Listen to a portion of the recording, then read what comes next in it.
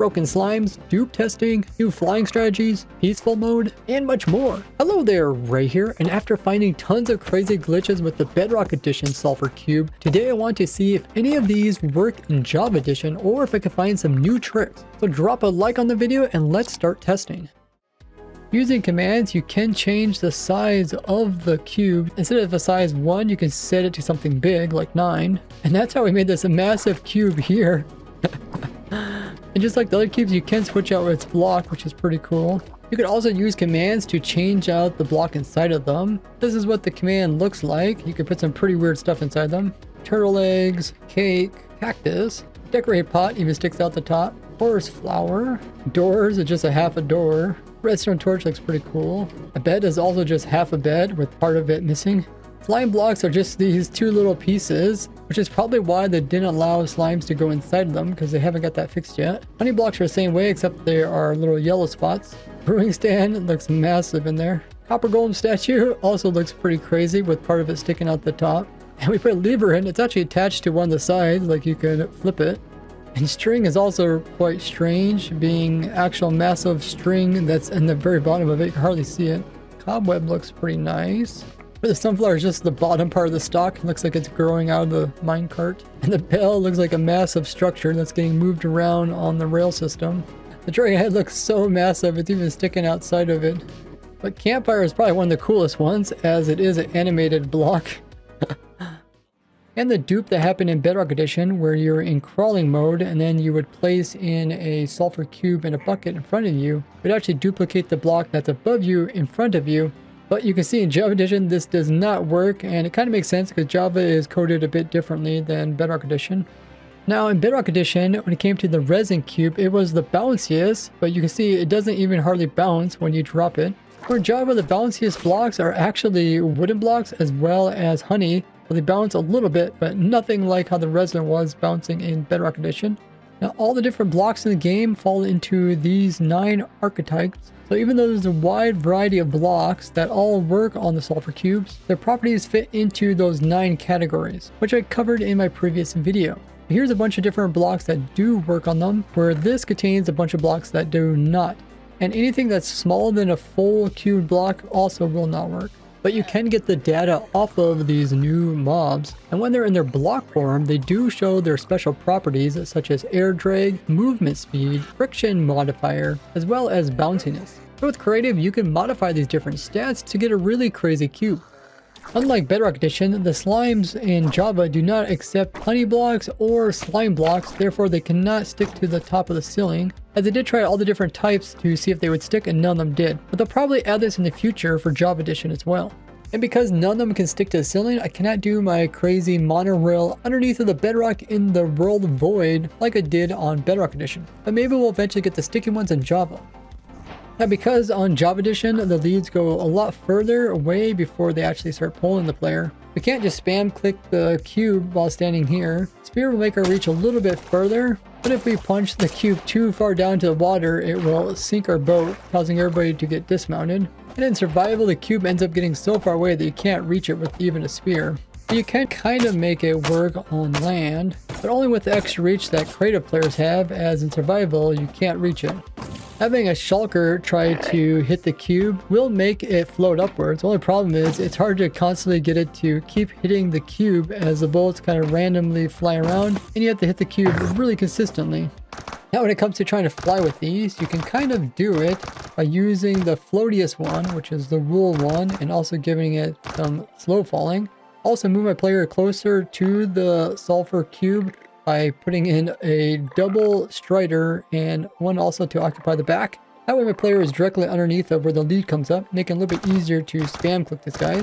Only downside is that the player kind of gets thrown around, and you can end up missing the actual sulfur cube, which means you just waste time, so you're not actually punching upwards. And of course it does take slow falling potions, which you eventually run out of, which doesn't make this very worth it compared to using like a happy gas or just getting a elytra.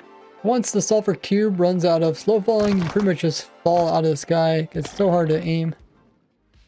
Did you know I just did my very first autographs, and the first 20 of you that purchase a Ray's figurine will get one. These high quality Minecraft figurines have a bunch of joints so you can put them in all the Minecraft poses. They also come with all the famous diamond tools, and if you order a Ray skin one, then you also get a special redstone torch. You can also order them in any custom skin, including your own Minecraft skin, but you won't get the redstone torch or the signed base. Either way, you'll have to use my link in the description for this cool deal. Now in Java Edition, the sulfur cube is also considered hostile, so if we spawn in one, you can see in the F3 where it says MO stands for monster, that number will actually go up every time I spawn in a new guy. And when the difficulty is set to peaceful, they're not actually removed from your world like most hostile mobs, but they will despawn if the player gets farther than 128 blocks, but not the ones that have blocks inside of them. But as soon as you give them a block, they'll no longer count. And once you remove the block, it will start counting towards a mob cap once again. And unlike fish that get dispensed from a player's bucket, these will actually despawn when you get too far away from them. Giving them something like a name tag will stop them from despawning, but it will also remove them from the mob cap. And you can use the new golden dandelions on them to stop them from ever growing up, so you can keep them as babies forever. We'll test out my simple farm by putting one guy inside there and closing up, and we'll see how many guys are in there at the end. And once they grow up, you can see they'll suffocate inside of the block here, and this will break them back down into babies. And then the babies will then fall back down again, and then this will just keep repeating until you have infinite amount of these guys.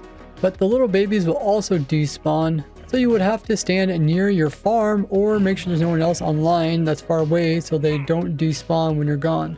Now when you kill the big cube, even with high looting, you only get XP orb from it, and killing these guys will not drop anything else. But you only get that XP orb if it's killed by player means. If it dies from neutral damage, then you do not get nothing, so you can't use it as a passive XP farm. Help me get to 500,000 subscribers by just subscribing. Now you can tack like an armor stand and do sweeping attack to nearby things like the slime, but you cannot use the slime to apply sweeping attack to other nearby things, so it's not like an armor stand in that way. And unlike a Bedrock Edition, they actually made it so that if you have a fire aspect sword, you do not actually start these cubes on fire, which is a good thing. Using a non-knockback sword, you can see how far the cube goes compared to using a knockback sword. Where in Java Edition, they added so that the more damage you do to the cube, the farther it goes. So if I use this really OP Sharpness Infinity Sword, watch how fast the cube goes zinging into the distance. And if I use this with a bouncy type of cube, then when I hit it, it gets unloaded instantly. I think I glitched this guy out. The game thinks he's here, but I don't think he's really here. So one of the strongest weapons you can use to send him the farthest is a Sharpness 5 axe. And if you had Strength, plus you could combine this with like a critical hit or sprinting in order to get a pretty good distance. But trying a wind mace burst doesn't actually work on them. Hopefully that gets fixed, because if you see my video about the Bedrock version, you can actually kind of fly using the wind burst mace. You can still do a lot of damage to the sulfur cubes, making them go further. Projectiles also work, like wind charges can send them pretty decently. When it comes to the snowballs, they don't actually push them at all, where in Bedrock Edition, they would actually push stuff. You can try ender pearls as well, they don't seem to push at all. And a bow and arrow does move them a little. And a trident also moves a bit. Let's try the fishing rod. But like other entities in the game, you can launch them by using explosions, including TNT explosions. Wow, that one went flying. In Java Edition, if you hit them in different corners, they go different directions. So even though I'm standing in the middle of the block, if I click in this corner over here, notice it actually will go slightly to the left. But if I do the same thing, but instead hit them in this corner over here, it's going to go slightly to the right. So it actually does take into account which angle the player is pointing. Now, unlike Bedrock Edition, in Java, the cube itself will actually push the player, so you can't stand in it easily. But if you do get inside, then you can push the cube. Just like Bedrock Edition, they do not stack on top of each other like blocks or boats, but instead will fall inside like most entities. You can still make a trap out of them by putting them in like this. Once the player is inside, you can't break any blocks. The only thing that's in front of you is the actual cube, and you cannot kill the cube. So the only thing you could do is try to get rid of the block inside of it by using shears, or if you had an empty bucket to pick it up. Now, unlike Bedrock Edition, Java Edition does have entity cramming, which they will take as mobs. Now we'll do the same test, but except for ones that already have blocks inside of them. And even though they're not supposed to take damage, you can see they still do. It would be cool if we could have used a whole bunch of these guys to make entity cramming rather than using minecarts. But we'll have to see if they actually change this behavior. Although they do not take damage from the player, these cubes do still take fire damage as well as damage from lava. Although they don't take damage from some things like cactus and falling. Damage potions even can kill them. Something like anvils just land inside them and don't actually even push them. Because instant damage is actually damage, it does push them backwards. But potions like weaving, ring charge, infested, and oozing don't work because the mob doesn't actually take damage, nor does it die. But invisibility potion does work, which is pretty cool. You could just keep them invisible forever. And we could even give invisibility to our mega cube, and it just looks like a normal block floating through the air. And if you give them a swiftness potion, it does not actually make them move faster. So here's without speed, and here's with speed. And using a poison potion on them will actually take damage. But giving a jump potion to these mobs will make them jump twice as high. The infinite jumping trick does not seem to work in Java Edition. Johnnies will attack the cubes, but when it comes to the ones that have blocks inside of them, they will attack. Even though it does attack, you can see it's not actually pushing them. Similar thing with the Zoglin, but it will actually push it a bit. When you put them in with the Iron Golem, they do not attack them because they don't see them as a hostile mob. And if you attack them with your dogs, the dogs do not pay attention to them. I wish they would push them around like they do in Bedrock Edition, but if you find a normal cube and attack it, they will attack it. And frogs will not eat them, which is different than baby slimes as well as baby mega cubes. When the warden tries to attack the sulfur cube, it just pushes it around. But when the wither attacks it, it will actually kill it. Now let's see if I can make my perpetual motion machine by tying each of these to a different one. And since wood is the bounciest as also the highest speed, this one should be the closest one to making it work. And yeah, it looks like it sort of works. Awesome, guys, we have a perpetual motion machine as well as like a randomizer. Auto shearing does work. Also, auto placing blocks into them or replacing their block works with dispensers, as well as automatically dispensing them from the bucket, but you cannot pick them back up again. The water above a potent sulfur can be scooped up with a bucket and can be automatically placed for the effect to turn on and off. And placing a sulfur block besides observers will not actually activate the observers, so it's different than like bubble columns.